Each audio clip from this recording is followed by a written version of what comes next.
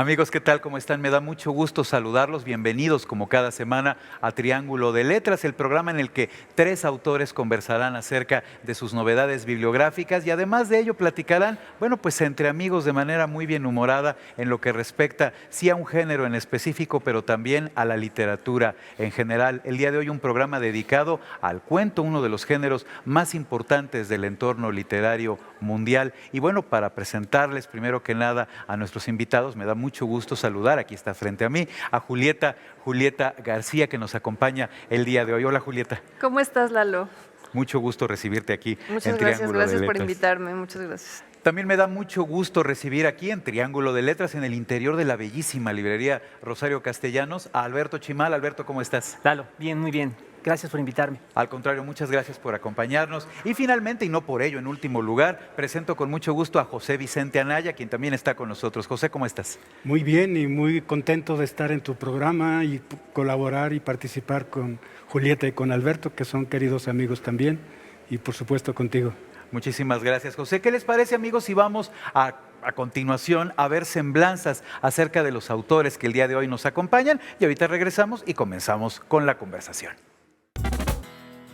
Julieta García ha colaborado para Editorial Mapas y el periódico Reforma en su calidad de editora. Egresada de la Universidad Nacional Autónoma de México, ha escrito para la revista francesa Breves y Club Cultura, editada por la FNAC. Ha sido antologada en Los Mejores Cuentos Mexicanos y Nuevas Voces de la Narrativa Mexicana. Es también autora de la novela Vapor. En Pasajeros con Destino, los personajes se enfrentan al fin del mundo rodeados de niños hostiles, a los misterios del oficio periodístico en parajes desolados del país. Se trata de individuos que tienen ya marcado un destino claro, aunque no lo puedan ver. Alberto Chimal, prolífico escritor, es considerado actualmente uno de los pilares más sólidos de la narrativa latinoamericana. Ha escrito prácticamente una veintena de libros de cuentos, un par de ensayos, 2 novelas e incluso obras de teatro y un cómic. A mediados de los años 90 obtuvo el Premio Nacional de Cuento. La saga de Horacio Custos se conforma por una serie de relatos que entremezclan espacios temporales y personajes fantásticos.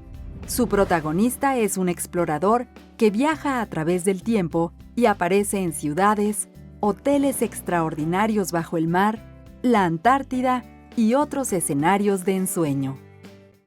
José Vicente Anaya, poeta, traductor y ensayista. Además de experimentado periodista cultural, fue fundador al lado de otros poetas mexicanos del infrarrealismo, corriente literaria que abreva directamente del dadaísmo y cuyo espíritu original es desparpajadamente subversivo. Ha traducido a Allen Ginsberg, Henry Miller y Jim Morrison, entre otros. Largueza del cuento corto chino reúne los mejores ejemplos de una literatura para la cual no existen divisiones nítidas entre los sueños y la vigilia, entre la filosofía y las soluciones prácticas, y donde lo místico, lo extraordinario y lo cotidiano se confabulan para arrojar al hombre a la iluminación. Vamos a ver un avance un poco acerca del texto que el día de hoy nos presenta aquí Julieta García, Pasajeros con Destino. Veamos un poco acerca de este texto y ahorita regresamos y continuamos conversando. La olla fue su destino de luna de miel. Volvió con su mujer cuando ambos eran muy jóvenes para celebrar los primeros aniversarios. El lugar le traía recuerdos de felicidad y juventud que no concordaban ya con su vida ni con la realidad del país. De aquellos años le quedaban una fotografía maltratada en su cartera, un número de teléfono que se sabía de memoria y la costumbre de dormir en un solo lado de la cama. La guerra política en el Estado tenía de regreso en la agenda nacional pueblos como ese, pequeños, aislados, que pudieron ser, pero no fueron. Volvían como la memoria de un siglo atrás, cuando cientos de poblados se convirtieron en cascarones que albergaban mujeres secas, niños y perros flacos. pues empecemos a platicar. Julieta, hace muchos años, Julieta, Alberto, José, hace muchos años leía yo en un medio cultural, reitero, de hace muchísimo tiempo, una idea que en principio no me pareció tan precisa, pero por supuesto quiero su opinión a este respecto, Julieta, en el sentido de que el cuento es un género menor, un cuento que solo es preparatorio para elaborar novelas, y no solo novelas, sino las grandes novelas. Esto es, disminuían, ¿no?, con esta idea, quiero decir, editorial, culta, según, en fin, lo que tiene que ver con la estructura propia de un género, como lo es el cuento, en favor solamente de algo que era como transitorio o preparatorio para preparar algo mucho más grande. ¿Tú qué piensas acerca de esto? No, yo pienso que es completamente equivocado. En realidad son por eso géneros distintos, no es como, o sea, no son como pequeños pasitos para después caminar, no son como las cosas que hacen unos bebés, o sea, no empieza uno escribiendo cuentos y después se va a hacer una novela, ¿no? Sí, yo también lo pensaría de esa Me manera. parece que no va por ahí, pero para nada. En realidad, los cuentos tienen a lo mejor una serie, una estructura muchísimo más definida que una novela. Una novela, todos sabemos, puede durar páginas y páginas y páginas de a lo mejor circunloquios que tiene como el autor, y un cuento tiene que ser o sea, necesariamente tiene que estar mucho más acotado. Todo tiene que suceder en un terreno muchísimo más limitado, ¿no? Y tiene que ser claro ahí dentro de eso. Entonces, son reglas más estrictas, a lo mejor, más claras. Y también tiene que ver, me parece que más allá de, digamos, una cosa como de teoría literaria, tiene que ver con qué quiere escribir un autor y qué quiere leer el público, ¿no? O sea, los cuentos son, como decías tú al principio, algo con lo que en general aprendemos a leer. No, eso no implica que los cuentos sean para niños, pero sí implica que son ciclos mentales a lo mejor como más específicos y más rápidos, y entonces se leen de esa forma, ¿no? O se tendrían que leer de esa forma.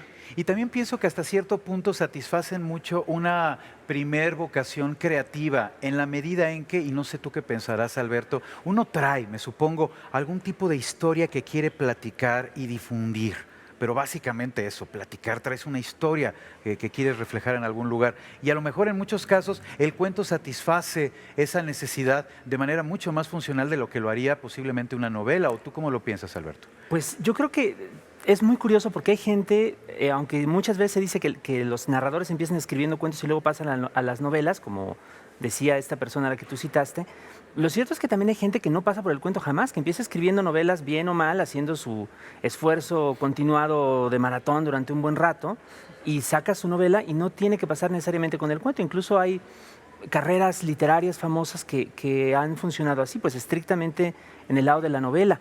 Quizá Claro. lo que ocurre con el cuento, creo yo, es que si se tiene como el temperamento apropiado, si se tiene el interés, la inclinación, el cuento funciona para contar, como se ha dicho a lo largo de los siglos, historias de una manera mucho más contundente, mucho más inmediata de lo que sucede con la novela. Y entonces eso igual satisface la necesidad de contar rápidamente a lo que uno va, y también satisface, digamos, como la idea de contarlo todo de una forma, digámoslo, también más unitaria, más directa también. El cuento, a fin de cuentas, lo tenemos desde antes que la novela. El cuento lo tenemos desde que existe la especie. Bien. ¿No? Las primerísimas historias que se contaron en este mundo eran narraciones breves, con pocos personajes, dedicadas a un solo asunto, que es una definición convencional del cuento. Y eran así porque se contaban oralmente, porque uno tenía que aprendérselas de memoria, repetirlas ante un público o escucharlas, según el caso, y era mucho más fácil aprender una narración breve y seguir una narración con pocos personajes y con una sola anécdota. Por eso el cuento es como es. Después se incorpora, digamos, al mundo de la literatura escrita, se incorpora al mundo de la literatura impresa y ahora está pasando al mundo de la literatura digital, pero esas características esenciales que tiene provienen de la prehistoria, de lo más antiguo. Me interesa mucho lo que mencionas con respecto a las nuevas tecnologías y cómo también géneros literarios, como en este caso específicamente el cuento, se incorporan, se mezclan maravillosamente bien con estas nuevas plataformas. Pero en el caso de lo que tiene que ver con el cuento asequible a todas las culturas, José, bueno, pues tú eres como un representante o un investigador que ha llevado esto, digo, al terreno de tus propias publicaciones. Estamos hablando de cuentos chinos escritos hace milenios que por supuesto ya guardan esta estructura ejemplar, ¿no?, original de la que hablaba Alberto, en el sentido de narraciones breves que encierran una enseñanza moral, mística o filosófica y que se difunden a través de los milenios. Ciertamente, en el caso del cuento chino, que existe desde hace 5,000 años, la poesía china también,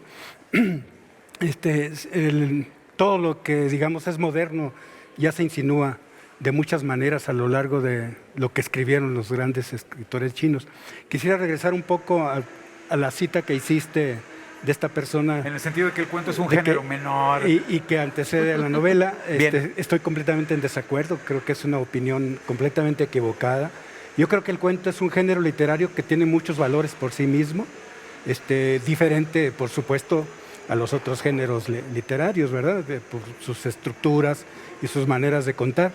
Lo que sí creo es que cada género literario tiene su lugar, su cualidad, sus cualidades y su grandeza, creo yo. Aún por más breve que sea un cuento, puede ser algo realmente muy maravilloso.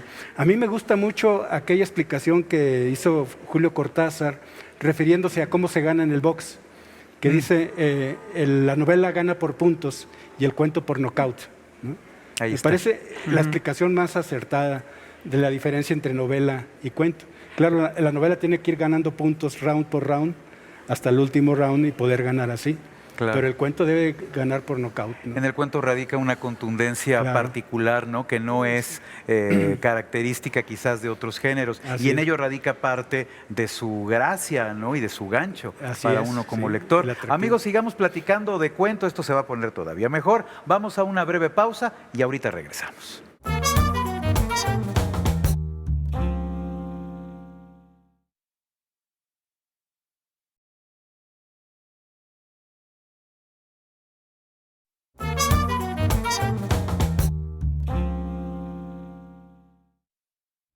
Hace mucho tiempo yo, Xuanzhou, soñé que era una mariposa que al volar se llenaba de gozo. En el sueño, yo ignoraba ser Xuanzhou. De pronto desperté y volví a ser el verdadero Xuanzhou. Pero no sabía si Xuanzhou había soñado que era una mariposa, o si una mariposa estaba soñando que era Xuanzhou.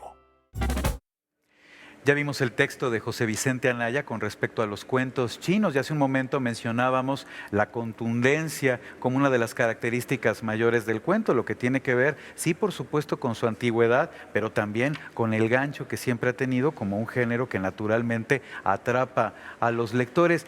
José, infortunada o agraciadamente, nunca vamos a saber cuál era el resorte creativo, cuál fue el resorte creativo, quizás porque ni siquiera se habían inventado los resortes, que llevaron a estos cuentistas chinos a desarrollar lo que ahora tú con tanta brillantez has compilado. Pero existen registros que nos hagan de alguna forma comprender cómo era la impronta creativa de todos estos autores o lo que tenía que ver quizás con la cosmogonía mediante la cual desarrollaron estos textos que, a diferencia de los cuentos contemporáneos, no encierran quizás una llama o vida tan naturalmente contemporánea, sino algo que atañe a la universalidad de la condición humana, ¿no?, a valores, a conocimientos filosóficos, místicos. ¿Cómo lo ves? Ciertamente, y es muy interesante esta reflexión que haces en la pregunta, porque, por supuesto, la idea y el nombre de cuento, pues es en última instancia moderno. Pensando en 5,000 años, los chinos yo creo que no hablaban de cuentos, ni de novela tampoco, y quizás ni de siquiera poesía. Se daban idea de la trascendencia que eso podría hablaban tener. Hablaban de canto, ¿no?, por ejemplo, en lugar de poesía. Hablaban de contar anécdotas o historias en aquellos tiempos tan lejanos, ¿no? Entonces, debió, en todas las culturas, creo yo, de haber existido una época en que no se clasificaba, se contaba de manera natural, porque narrar pues también es algo de las costumbres hermosas entre los seres humanos, en familia, entre amigos, etcétera. Y creo que en última instancia esos son los orígenes de las literaturas, ¿no?, de todos los géneros. Por cierto, haciendo un poco a un lado este tema principal, debo aclarar que yo no soy cuentista. Yo hice el trabajo de recopilación Exacto, en este caso del estás libro de recopilando. cuentos chinos. Tú eres Yo un soy poeta. principalmente, aunque sí he publicado y escrito algunos cuentos, todavía no una cantidad como para hacer un libro, pero sí es un género que a final de cuentas también lo he practicado y me ha interesado, ¿no? Julieta, ¿existe alguna metodología para crear un cuento? Esto es, tú ves, como en el caso de Perro, que es un cuento maravilloso incluido en Pasajeros con Destino, una historia a tu alrededor y ella es la que te prende para llegar y escribirla, o muchas veces ni siquiera sabes de qué querías platicar, pero tienes ganas de escribir algo y es solo sentarse y algún hecho universal baja y comienza a crearse el cuento. ¿Cómo es si es que eso existe? Y ahora invito también a nuestros invitados para que se agreguen a la conversación a este respecto. Evidentemente, cada autor tiene una forma distinta y muy personal de hacer los textos. Se dan de formas a veces como muy sistemáticas, depende también el contexto, para qué está escribiendo, ¿no? Cuáles son las razones y eso. Y hay autores como yo, un poco más caóticos, porque tengo un trabajo de tiempo completo en la vida real, afuera de la literatura. Eso habla de que el momento en el que te la vida pones real a es la escribir literatura. cuento, Pero exactamente, es que me encanta porque a la hora de escribir, ya no solo cuento, a la hora de escribir, sí entra uno a un terreno como de lo irreal. ¿sabes qué me pasa? A mí me pasa una cosa que es, yo creo que preocupante. Yo espero que después de este programa no me lleven a ingresar a ningún hospital, pero yo todo el tiempo estoy pensando en historias, o sea, es casi inevitable, y yo paso mucha parte de mis días laborales en juntas y así, y todo el tiempo estoy como con una voz atrás de mí que dice como, esa es una forma de esquizofrenia, solo que yo trato de... Es bueno que digamos, lo definas así tan amablemente. yo trato de como contenerlo y lo Bien. contengo aquí, ¿no? Ahora, ¿cómo escribir un cuento? Siempre hay algo que dispara, en mi caso los cuentos o la novela, ¿no? Pero en general yo lo puedo ver en otros autores, o sea, lo he platicado, salvo que ellos me digan que no es así, ¿no? Pero hay algo que siempre dispara, es como el punto de partida, ¿no? Y después hay que darle la estructura. A mí los cuentos, en términos generales, cuando los escribo es que ya están en mi cabeza formados, pero siempre hubo algo que, en el caso de Perro específicamente, un perro que ladraba sin parar y al que claramente yo quería matar. Y que no permite al creador desarrollar su labor propiamente, ¿no? Y ahí está ladrando el perro a un lado. Está ladrando el perro a un lado. Y entonces, pero esas cosas no suelen ser, digo, también depende de los autores, pero no suelen ser una cosa así tan nada más de impulso, ¿no? Hay que trabajarlas muchísimo para que tenga sentido primero para uno mismo, porque eso es como lo más importante, pero después ya dentro de una estructura, la estructura que uno le quiere dar, pero sí, siempre hay algo que dispara, algo que te dicen, algún olor, una sensación, un recuerdo, un miedo, o sea, siempre hay algo que funciona como el resorte que hace que todo el mecanismo arranque, ¿no? En tu caso, Alberto, ¿dónde está el resorte? Yo creo que ese disparador o ese resorte que bien menciona Julieta puede aparecer en cualquier parte. Puede ser cualquier experiencia que uno tenga, sea directamente o sea por intermediarios. Puede ser efectivamente una sensación, puede ser algo que uno ve en la calle, puede ser algo que escucha, puede ser algo que lee en las noticias, puede ser un sueño que uno tuvo, puede ser lo que sea. Yo creo que lo esencial no es tanto, digamos, la ocurrencia de este pequeño disparador o de esta imagen inicial, sino más bien lo que hace uno con ella. Ahí es donde se junta justamente, digamos, como el impulso creativo con la necesidad de ponerse a trabajar. Por muy buena que sea la idea inicial, si uno no la empieza a trabajar, si uno empieza a darle forma, escribiendo de alguna manera, revisando, no hay modo de que pueda dar lugar a una historia que tenga sentido para alguien más que para uno. La mayor parte del trabajo de escribir, en general diría yo, no nada más de escribir cuento, aunque es muy notable con el cuento, es justamente acabar de darle ese sentido que pueda ser entendido por otros y que es exclusivamente trabajo, más allá de cualquier posibilidad de inspiración momentánea o espontánea, digamos. Sabes que la imaginación, digo yo, como uno de los ingredientes primordiales, no solo por supuesto para la consecución de un cuento, sino para la consecución de cualquier obra artística. Vamos a ver un poco del texto que esta vez nos presenta Alberto Chimal. Ahora regresamos y seguimos conversando. Estamos en Triángulo de Letras. Estaba esperando a que volviera, nos diría ahora Horacio Custos. Creo que me empecé a obsesionar con el asunto. Había indicios valiosos en lo ocurrido hasta aquel momento. Para la muchacha, como se dice, no pasaban los años. Tenía el aspecto que tenía. Aparecía y desaparecía de pronto sin aviso. Ella y Custos tenían ciertos problemas para comunicarse. Por primera vez en mucho tiempo, Custos usó un par de periodos de descanso no para encerrarse y tener encuentros imprevistos, sino para ir con amigos y buscar información.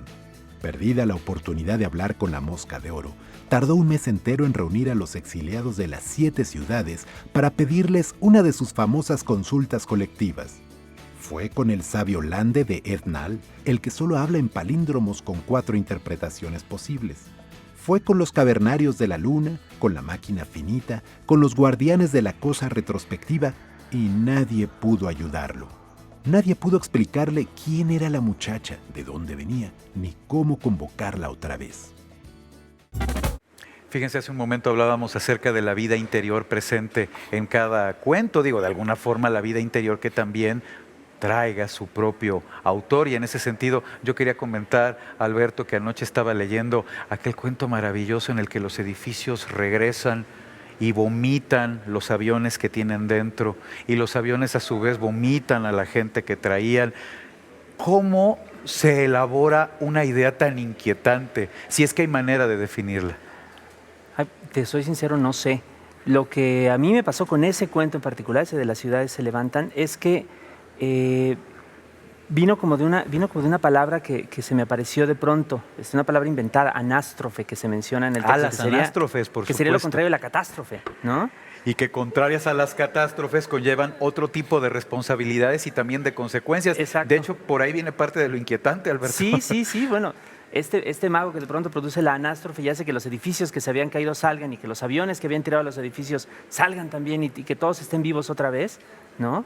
Todo eso vino como de la palabra. En este caso fue así, ¿no? A partir de esa palabra, como para que quién sabe cómo salió, y luego como de buscar o de tratar de imaginar un ejemplo que la ilustrara. Y lo primero que se me ocurrió fue eso, ¿no?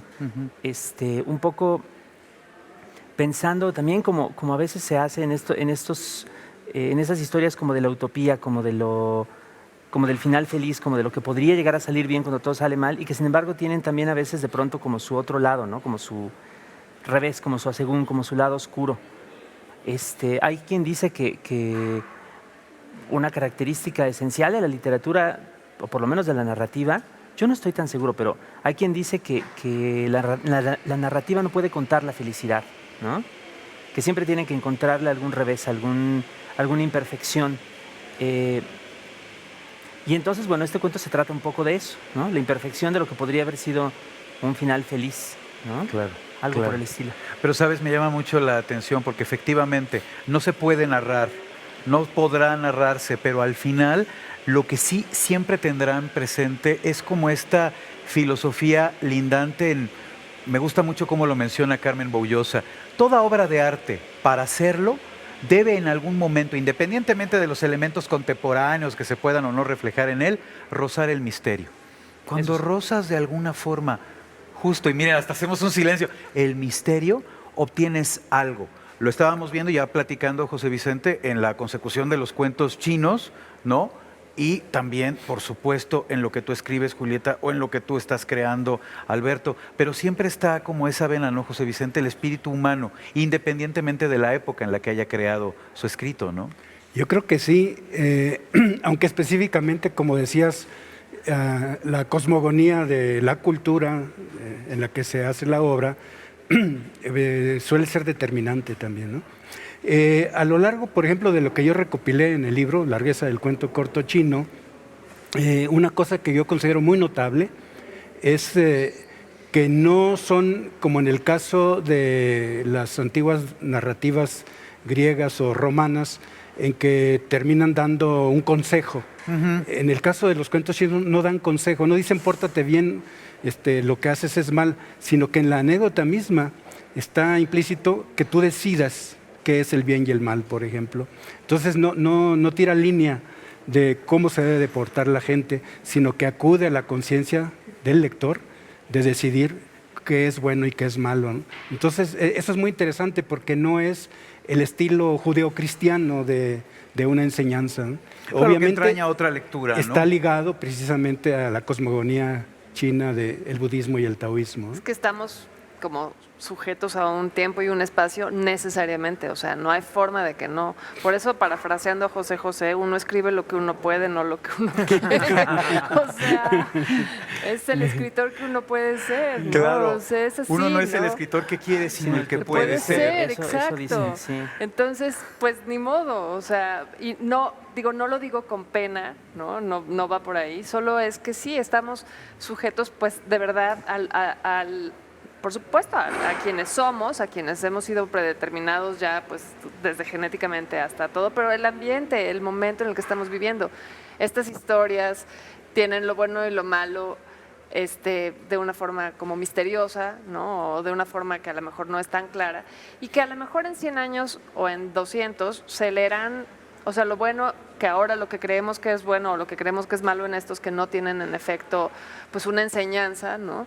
Son cuentos que a lo mejor en 200 años se van a entender de otra forma y a lo mejor hasta en menos de 200 años, en muy poco tiempo, ¿no? Bien, van claro. a cambiar. Es que Claro. también lo que pasa es que esto de que escribimos desde quienes somos y desde donde estamos, hay que considerarlo también, por una parte, que también leemos desde quienes somos y desde donde estamos. Naturalmente. Y la medida de los grandes historias, de los grandes textos, es que puedan o no ser leídas incluso más allá de su contexto inicial. Los cuentos que recopila José Vicente lo son, pues si no, no estaríamos hablando de ellos en este momento. Son perfectamente legibles ahora y nos dicen algo. Quizá no exactamente lo mismo que le decían a sus lectores o a sus auditores originales, pero sí, de alguna manera, lo que cuentan tiene lo suficiente como para poder interesarnos, para poder resonar con nuestra propia experiencia de lectores en el siglo XXI. Y así sucede con todas las obras que de alguna forma sobreviven a su propio tiempo, que es, digamos, una de las aspiraciones que tiene uno como creador, el hacer algo Que dure así, más. que dure. Claro. O sea, lo que cuentan esos cuentos se sigue contando, y se sigue contando, y se sigue contando, y se sigue Sigue contando. siendo Que esa es la pertinente, maravilla y en ¿no? ese sentido bien podríamos concluir. Por supuesto el cuento, no género menor, y por No. supuesto el cuento, literatura de largo aliento que será imperecedero. Sí. Género imperecedero, ¿no lo creen? No, yo creo que sí, Con seguro. todos sus valores que tiene toda buena obra artística, porque a veces no se clasifica la literatura como arte, lo es también. Y es ¿no? importante recordar que efectivamente se trata de una forma de arte. Bueno, pues hemos conversado acerca de cuento con grandes, espléndidos cuentistas, bueno, poeta, pero también un compilador conocedor de cuentos, y ha sido muy, muy grato para nosotros recibirlos aquí en Triángulo de Letras. La semana entrante continuaremos platicando de literatura, de arte, pero sobre todo, bueno, bien humoradamente, de lo que tiene que ver con esto, con la búsqueda siempre de en un entorno creativo reflejar algo que sea trascendente y sobre todo placentero, nutritivo para nosotros como lectores. Muchísimas gracias y bueno, pues yo le doy las gracias a Alberto Chimal por habernos acompañado. Gracias, Muchísimas Eduardo. gracias, Alberto. Julieta, gracias. Mil gracias, Lalo. José Gracias. Vicente, ha sido un gusto, muchas gracias. Enorme gusto mío. Déjame hacer una pequeña acotación que no quisiera que quede en el aire cuando hablaste de la imaginación. Bien. Obviamente la literatura toda, cuentos, poesía, novela, es un elemento importantísimo para ayudar. Bueno, ya de entrada es la imaginación del escritor, luego la imaginación del lector. Y la imaginación, como tú dijiste, es buena para toda gente, para un ingeniero, para un médico, para los científicos. Un científico sin imaginación no va muy lejos. Pues me encanta que cerremos el programa de cuento hablando precisamente de imaginación. Muchísimas gracias, gracias a todos por estar aquí y ya nos veremos la semana entrante. Sí, o sea, empieza uno a platicar, ya estuvo bien bonita la conversación, creo que la dimos muy bien, ¿eh? Yo estuve